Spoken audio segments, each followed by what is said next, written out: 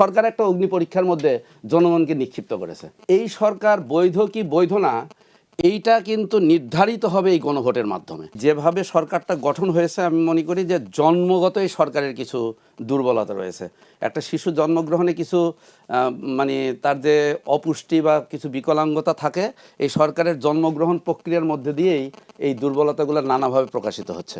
এবং এখন situation control করার ক্ষেত্রে এই ধরনের কথার দ্বারা আমরা এটা দেখতে চাই যে গভর্নমেন্ট এগুলা এই বক্তব্য না দিয়ে যেখানে আইন শৃঙ্খলা ভঙ্গ হচ্ছে সেখানে প্রপার, এবং কালকেও দেখেছেন আপনি মানে কিভাবে নির্বাচন কমিশনের মধ্যে কি ধরনের পরিস্থিতি তৈরি হচ্ছে, বিভিন্ন নমিনিগণ কিভাবে অ্যাক্ট করতেছেন, এবং এগুলো কিন্তু সবই ইন্ডিকেট করতেছে যে পরিস্থিতিটা কন্ট্রোল করার ক্ষেত্রে সরকারের যে টুলগুলো মেকানিজমগুলো প্রপারলি কাজ করছে না। গণভোটটা ক্ষেত্রে প্রথমে যদি এটার বৈধতার প্রশ্ন তোলা হয়, যেটা আমাদের মাহবুব ভাই যে প্রসঙ্গটা তুলেছেন, যে এটা কোনো কনফিউশনের আমি মনে করি জায়গা নেই। কারণ এই সরকার এটা না কোনো বিপ্লবী সরকার না কোনো সাংবিধানিক সরকার, যদিও সংবিধানের মাধ্যমে জায়েজ করা হয়েছে, কিন্তু এটা অবশ্যই মনে রাখতে হবে যে একটা গণবিপ্লব, একটা গণ অভ্যুত্থানের মধ্যে দিয়ে কিন্তু সরকার এটা একটা মানে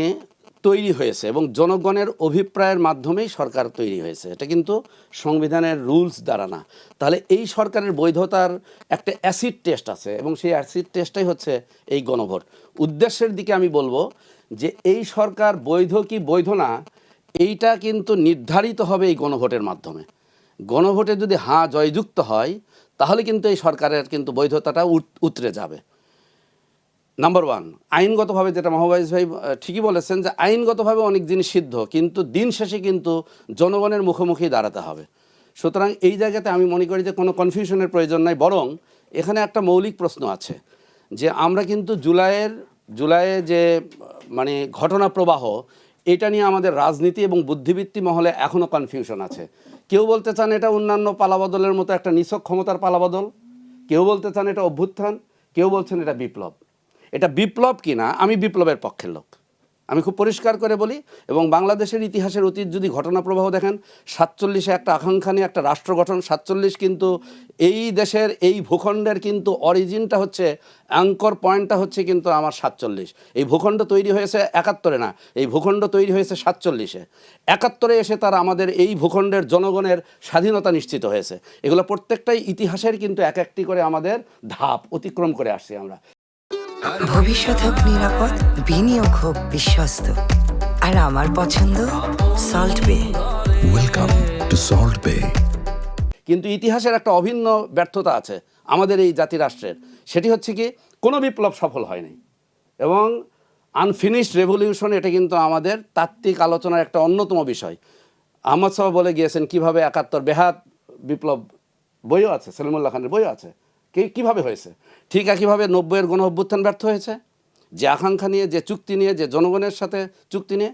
ঠিক 24-এর কিন্তু গ্রাফিতিতে কিন্তু বর্ণময় হয়েছিল এই দেশের জনগণ কি চায়। এই জনগণের এই যে জনগণের যে অভ্যুত্থান, এই যে গণবিপ্লব, এই যে সারা জাগানো মানুষের, সকল পর্যায়ের মানুষের 36 দিনের যে গণ আকাঙ্ক্ষা, এটা টিকবে কি টিকবে না, এটা একটা বৈপ্লবিক রূপান্তর হবে কি হবে না, তার ভিত্তি হচ্ছে এই গণ অভ্যুত্থানের মধ্যে। এখন আমি আসি এই গণভোটের মধ্যে।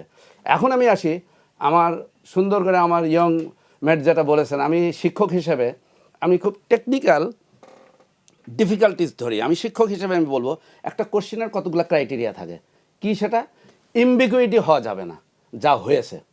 এবং আমার কাছে মনে হচ্ছে যে শিক্ষা নিয়ে একটা কথা আছে না, তোমাকে আমি উচিত শিক্ষা দেবো।